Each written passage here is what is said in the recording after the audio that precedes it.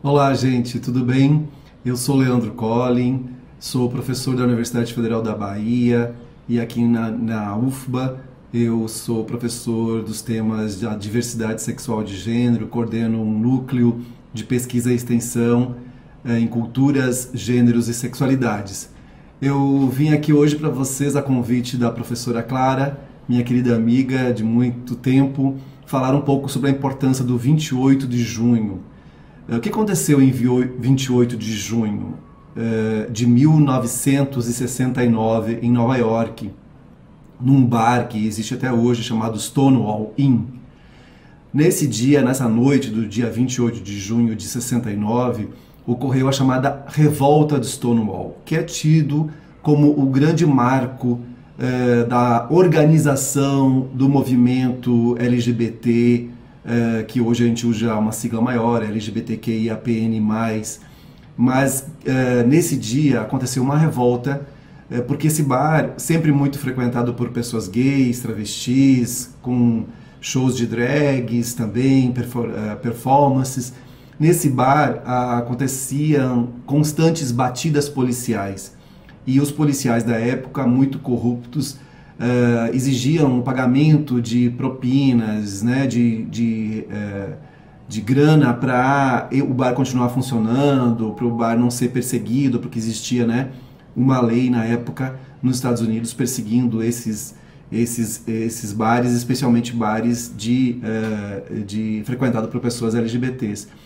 E nessa noite a polícia veio fazendo uma batida policial muito violenta, como em geral era feito, revistando as pessoas, etc. e tal. E as pessoas LGBTs resolveram se rebelar nesse dia contra essas constantes batidas policiais. E houve um enfrentamento com a polícia, né? E o enfrentamento foi crescendo, durou dias, barricadas nas ruas, enfim, enfrentamento muito violento, inclusive.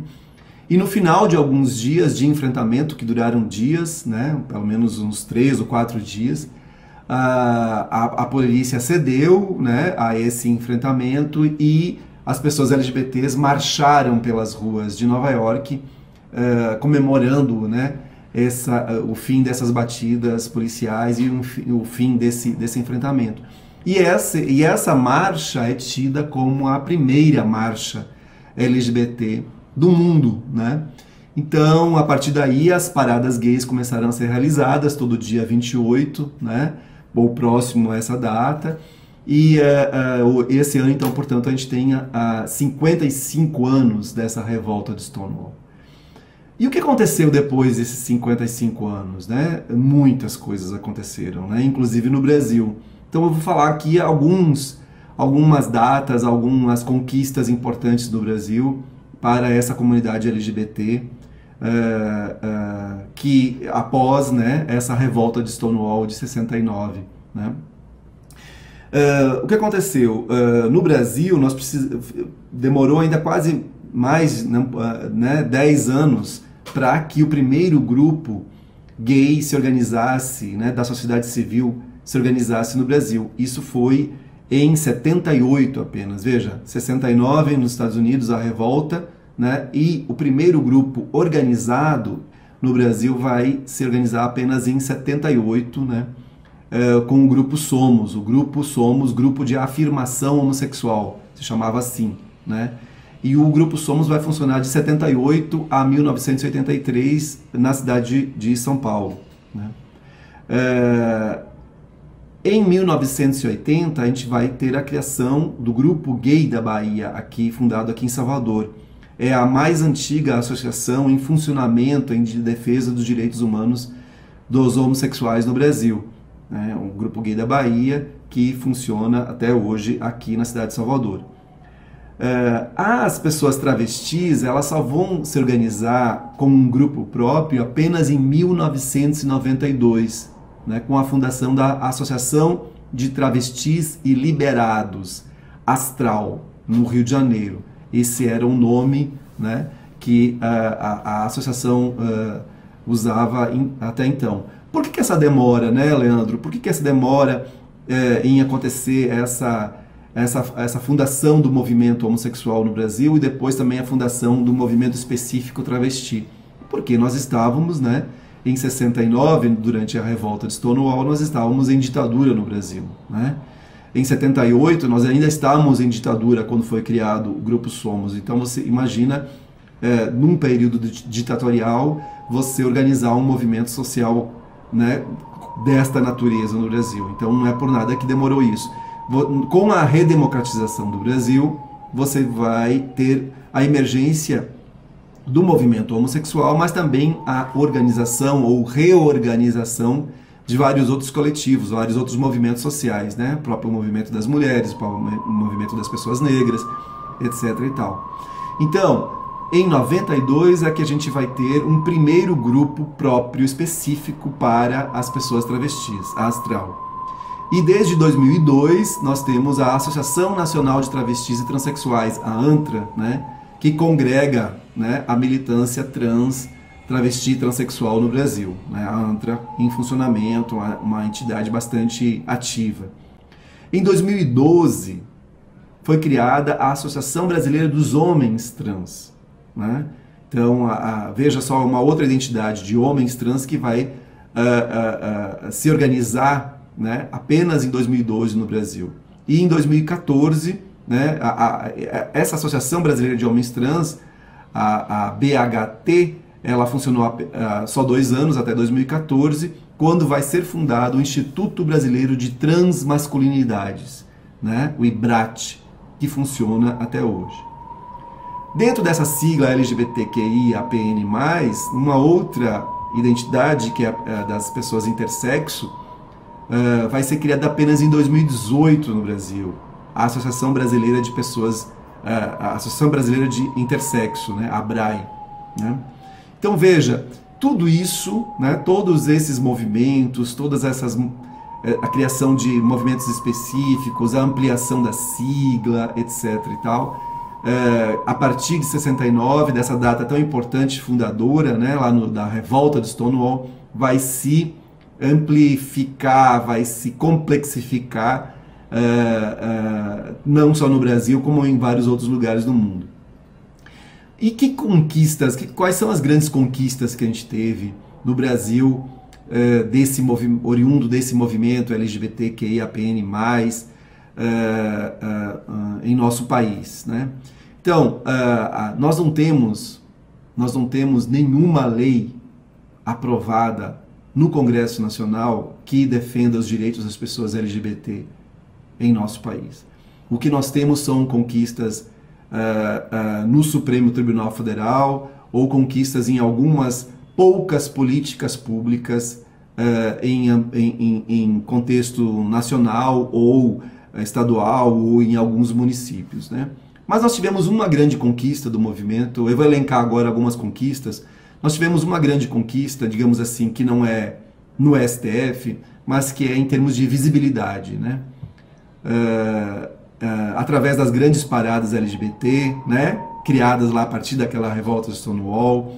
Nós temos paradas hoje sendo realizadas em grandes e médias e às vezes até pequenas cidades do Brasil, espalhadas, né, por todo o nosso país. Isso deu uma visibilidade, uma saída do armário coletiva brutal nos últimos 20 anos, né? E um aumento assim incrível, né, da representação e desses temas, da mídia, nas telenovelas, no cinema, na literatura, na música. Enfim, é uma visibilidade que eu não imaginava, né, acompanhar em vida, né, nesses últimos 20 anos. Né? Mas vamos então algumas conquistas no plano mais institucional, né? Em 2011, 5 de maio de 2011, o Supremo Tribunal Federal, o nosso STF, ele reconheceu a união civil entre pessoas do mesmo sexo. Ou seja, o que foi conquistado em outros países, como a Argentina, Espanha, Portugal, para citar apenas alguns, por leis no Congresso Nacional, nós tivemos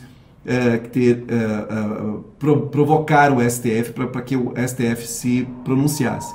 Então, em 5 de maio de 2011, o STF reconhece a união civil entre pessoas do mesmo sexo e depois, em 2013, essa decisão foi transformada em casamento civil igualitário pelo Conselho Nacional de Justiça, né? Então essa é uma grande conquista do movimento a partir de 2011 apenas, né? Em 2018, 1º de março de 2018, o mesmo STF, ele decidiu que as pessoas trans, travestis, transexuais, têm o direito de alterar o seu nome social e também o seu gênero no registro civil, né? Mesmo que elas não tenham sido submetidas às chamadas cirurgias, né, nas suas genitálias, ou mesmo um tratamento hormonal, né? E também não é necessário ter laudo psiquiátrico ou psicológico para modificar, né, o seu nome e seu gênero nos seus registros civis, né? Então também uma grande conquista que ocorreu em 2018 através do STF, também provocado pelo movimento trans no Brasil. Em outros países, como aqui ao lado nosso da Argentina, né, foi aprovada uma lei de identidade de gênero no Congresso Nacional de lá, né? Então, uma das primeiras leis e uma das mais avançadas leis de identidade de gênero. Mas nós aqui não tivemos essa conquista no Congresso Nacional, mas sim no STF. O mesmo STF, em 2019, ele decidiu que os crimes de ódio contra pessoas LGBT esses crimes sejam punidos como crimes de racismo, né? E que parou o crime de ódio contra pessoas LGBT, o crime homofóbico, LGBTfóbico, né, como crime de racismo, né, da lei que parou esses crimes ao crime de racismo, que é regido pela Lei 7716 de 1989. Então, hoje, ser LGBTfóbico, cometer um crime motivado por LGBTfobia é crime no Brasil, né? Então, e essa pena varia de 1 a 5 anos de prisão. E os crimes de ofensas LGBTfóbicas são inafiançáveis e imprescritíveis, né? E agora, em 2023, uma nova versão, né, equiparou a injúria LGBTfóbica também ao racismo, e a injúria racial também ao racismo, né? Porque fazia uma distinção entre o que é injúria e o que é o crime, o crime de racismo. Então a injúria agora também é crime, né? Então, uma série de decisões foram tomadas nas últimas décadas para dar alguns direitos às pessoas LGBTs, né?